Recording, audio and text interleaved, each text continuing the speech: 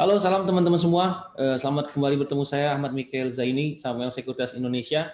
Seperti biasa, seperti minggu-minggu sebelumnya, saya akan memberikan update ekonomi terkini yang kemungkinan akan berdampak terhadap pasar saham maupun pasar obligasi Indonesia di minggu ketiga dan keempat bulan Februari 2021 ini. Kalau kita lihat memang ada berita positif datang dari luar negeri, utamanya dari Amerika. Kita tahu di Amerika kasus harian COVID-19 itu terus mengalami penurunan ya. Kelihatannya sudah mencapai puncaknya. Kalau tren kasus harian COVID-19 di Amerika ini terus mengalami penurunan seperti tren apa yang terjadi di bulan Desember, Januari, dan Februari ini, ada kemungkinan kasus COVID-19 di Amerika akan mendekati 0 kasus, itu kemungkinan di bulan Juni 2021. Artinya kita akan melihat perbaikan ekonomi yang signifikan, karena sekali lagi Amerika ekonominya sangat besar ya, sekitar 30% dari GDP dunia. Tentu ketika ekonomi Amerika membaik, itu akan mendorong seluruh ekonomi dunia untuk juga membaik ya, terutama untuk ekspor Indonesia ke Amerika. Dan itu sangat bagus ya, terutama bagi emiten-emiten Indonesia yang berorientasi ekspor yang mendapatkan dolar sebagai salah satu sumber pendapatannya. Dari Indonesia sendiri, kasus hariannya memang masih menunjukkan tingkat kenaikan walaupun sedikit mengalami penurunan di di pekan kedua bulan Februari. Tapi kalau kita lihat ada juga berita positif datang dari vaksinasi. Kita lihat jumlah orang yang sudah divaksin di Indonesia itu saya ambil dari merdeka.com itu sudah sekitar 985.000 orang. Artinya sudah mendekati 1 juta orang di bulan pertama vaksin, dan kita lihat ini akan terus ongoing. Kalau misalkan target vaksinnya tepat, maka kemungkinan besar kita akan mengikuti tren pola penurunan kasus harian COVID-19 seperti apa yang terjadi di Amerika, India, dan berbagai tren pola penurunan kasus COVID-19 di negara-negara lainnya. Nah, kalau kita lihat ada juga data yang menarik yang baru rilis ya, rilis minggu lalu, itu data GDP Indonesia ya. Jadi data GDP Indonesia plus data inflasi dan juga data, kita tahu data CPI di Amerika yang akan segera rilis akhir pekan ini, itu juga akan menjadi katalis yang cukup, menurut saya cukup positif bagi perkembangan pasar saham terutamanya, dan juga kemungkinan bagi pasar obligasi. Nah, kalau kita lihat di data PDB itu sudah menunjukkan tingkat perbaikan sebenarnya ya di kuartal keempat ya. Beberapa ini adalah data PDB berdasarkan pengeluaran. Kalau kita lihat konsumsi itu walaupun memang hampir semua indikator itu menunjukkan angka kontraksi terhadap PDB Indonesia secara year on year basis, tapi kita lihat kontraksinya sudah mengalami perbaikan sampai dengan kuartal keempat 2020. Utamanya itu untuk domestic consumption yang menyumbang sekitar 50% dari GDP Indonesia, itu terus mengalami perbaikan walaupun masih dalam teritori negatif. Nah, terus kalau kita lihat juga data investasi ya juga mengalami perbaikan ya walaupun masih di dalam teritori negatif. Nah, ini belanja pemerintah sebagai pendorong pertumbuhan ekonomi ketika seluruh sektor ekonomi mengalami pelemahan juga sudah masuk ke area positif dan melanjutkan tren positif secara year on year basis. Ini menunjukkan bahwa pemerintah sangat-sangat bersikeras untuk mendorong pertumbuhan ekonomi balik lagi ke level positif dengan cara mendorong konsumsi pemerintah. Kalau kita lihat ekspor impor juga sudah mulai membaik, menunjukkan bahwa juga ekonomi global ya, terdampak terhadap ekonomi global, ekspornya sudah melaju cukup kencang ya secara quarter on quarter, year on year-nya walaupun masih negatif. Impornya juga sudah menunjukkan perbaikan.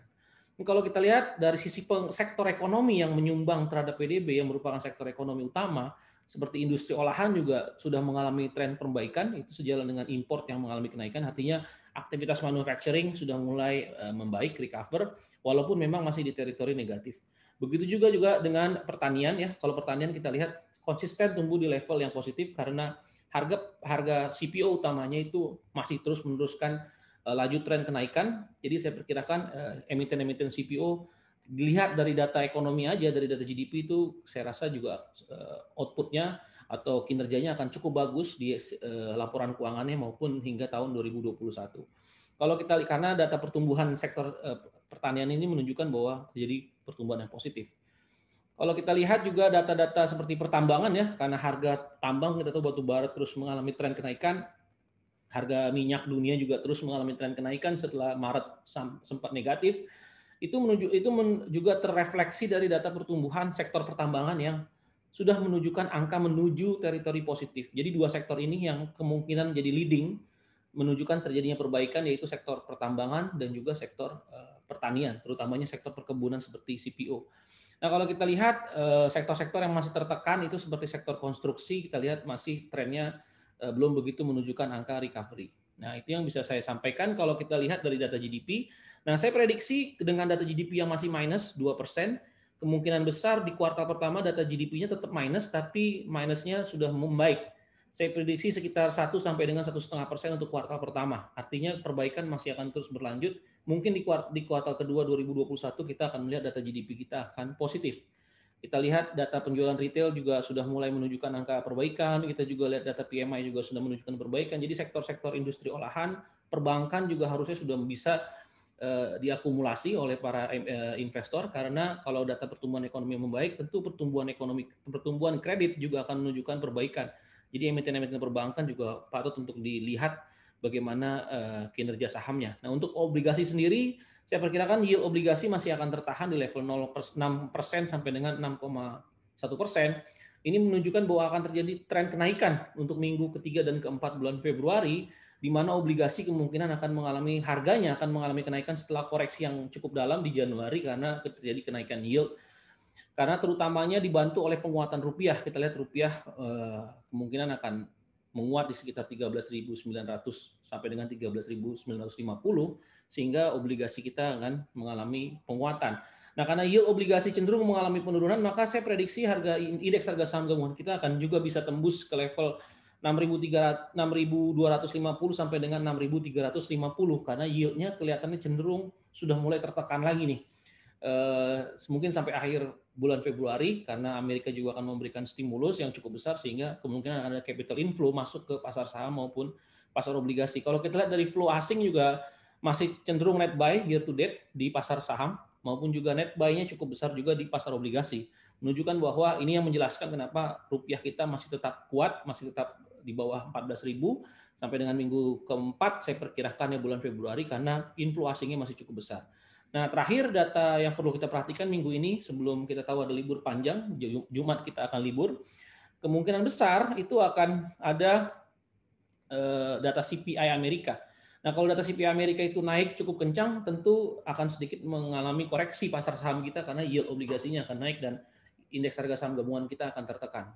Tapi kalau melihat data-data Desember yang cukup melemah di Amerika, saya perkirakan inflasi di Amerika masih akan tetap rendah, sehingga kemungkinan sampai akhir pekan kita akan melihat ada rebound di indeks harga saham gabungan kita, karena hari ini kemungkinan koreksi, maka kemungkinan indeks harga saham gabungan kita sampai akhir pekan akan mengalami kenaikan dengan data inflasi di Amerika yang masih cukup rendah.